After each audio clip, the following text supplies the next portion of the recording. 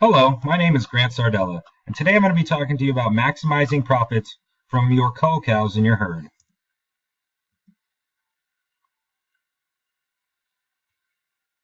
There's going to be a series of different topics I'm going to talk about today. First off, it'll be annual selection and record keeping, forage diet versus grain diet, and what that effect has on the overall carcass quality, the carcass value, which is the coatability and the palatability that cull cows bring, and the marketing window of cull cows. When should we market them? Lastly, I'll talk about my research proposal. Thank you. So, let's start here. What are cull cows? The term cull means to get rid of. Today, cull cows make up about 10 to 20% of beef available for the U.S. Utilized for various different things, predominantly used for ground beef. Other things could be cured products, like salami and sausage, and even pet food. Culled cows are normally culled after weaning when body condition score is at its lowest. The nutrient value availability is low as well from grazing. This usually occurs in the fall season of October, November, and December. These are some selection tools that you would use when evaluating your cows. The first one is age. You can find out age from a series of different things. The best way to do it is from having adequate record keeping. If you're a producer that keeps great records, then you know exactly how old your dam is. Next would be bone structure and teeth. A veterinarian can come out and evaluate the teeth wear to find out the age of the cow, if there is no records on her. Reproductive efficiency. All open cows should be automatically culled from the herd, no matter what. If she's not producing a calf and you're a cow-calf producer and you have no calf to sell, then she's not making you very much money and you're feeding her a lot longer than you need to. Next would be feed efficiency. This is something we call easy fleshing. If a cow can keep her flesh on her while lactating and raise a great calf, then I would say that her feed efficiency is okay.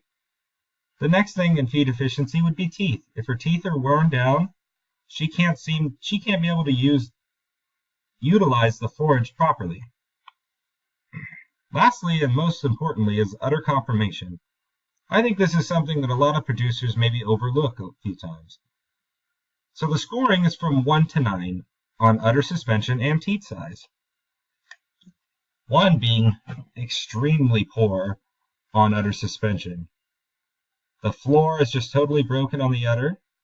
And for teat size, a number 1 has very large teats to where the calf can't nurse, is not able to. 9 is almost too tight of an udder, too small, and too high up for a calf to reach. And if the teats are way too small, then the calf can't adequately nurse. Record keeping. Primary record information is calf ID, birth date, sex, dam ID, age of dam, and number of calves born. Secondary record information would be calf birth weights, sire ID, calf weaning weight, weaning date, and Caveney score. The reality of keeping birth weights for calves is a bit of a long shot. It's very labor intensive, and a lot of ranchers just do not have time to weigh every calf. It's understandable. But the rest of the primary record information is pretty crucial. If you can find out how many calves your cow has had over the years, then you can know if she's still profitable to you. That's how you need to know what the worth of your cows actually are to help you make the selection of who to cull. A few different forms of record keeping. You can use a small booklet. Some people go to the extent of using an Excel spreadsheet or maybe an electronic record program. Grazing versus grain.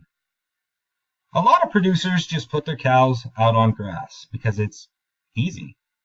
They put them out there during the summer when they have their calves and after they calve in spring. The benefits of it, well, it's inexpensive, easy to manage, and there's low input.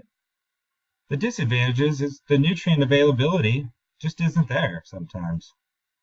especially on warm season grass. There's a decrease in body condition score when the cow is lactating. She can't physically eat enough to maintain her body at a normal level. The storage of yellow body fat comes from cellulose and chlorophyll from eating forage. In grain diets, body condition score can increase and be maintained. There's a high nutrient availability. And there's storage of white body fat, which is more ideal for consumers to see in the retail market. Disadvantages: it can be costly, feeding grain, and it is labor intensive. There's a lot more input. Cattle should be at an average of body condition score of 5 to 7, at least. Let's talk about body condition score. Scoring is usually found on a scale of 1 to 9. It's usually measured on fat coverage over the body, looking at the pin bone, tailhead, hip bone, back, and ribs. Ribs is the first place people usually start. Intake can be increased by 16% when cows are lactating. So that means that the cow can't physically eat enough.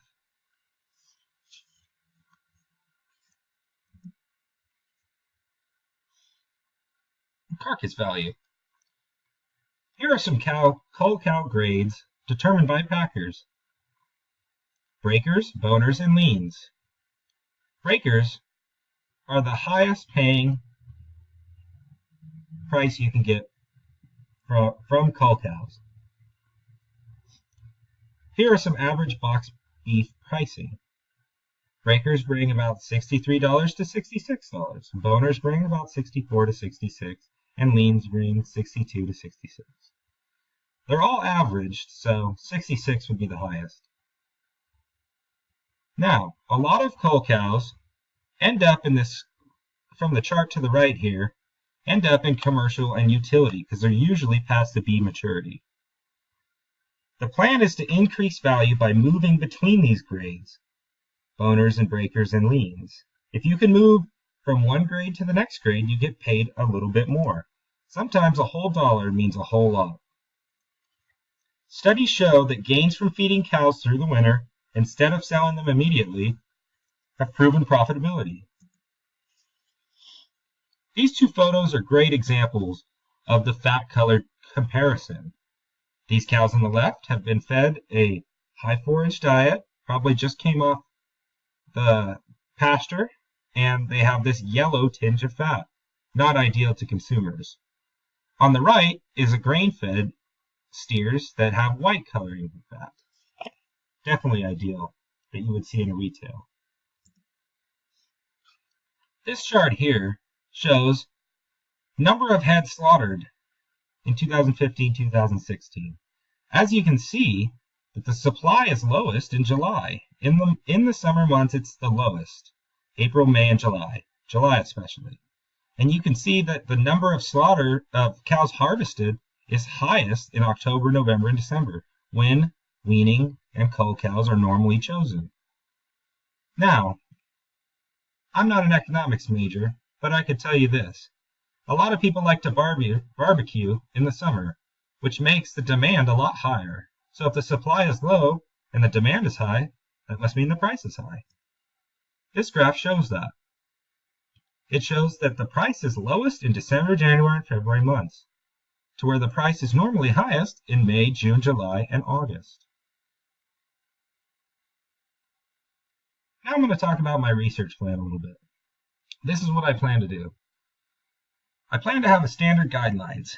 8 cows of C maturity, which is about 42 to 72 months, all Angus influenced. Post-lactation would be preferable, so that way it's more realistic. Body condition score of 5.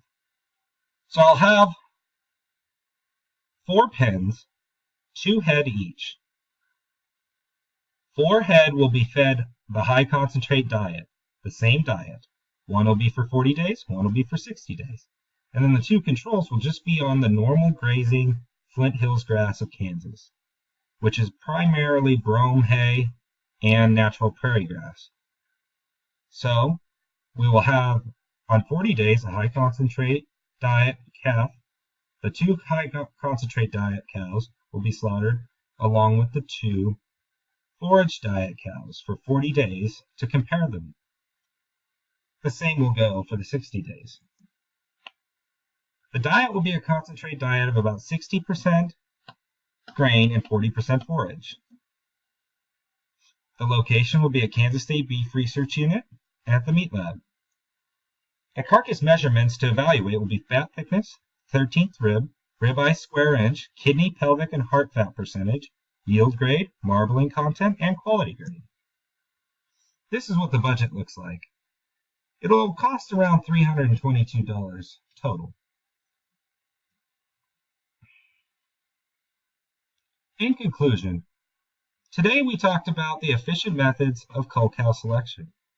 We talked about body condition evaluation related to forage diets and high concentrate diets. We talked about the value generated by cull cows as a carcass. We also talked about the optimal marketing window. Lastly, we talked about the benefits to cow-calf producers feeding cull cows out through the winter and selling them at a marketable time to profit the most out of it. I thank you for your time today and listening, and this is my references. Thank you.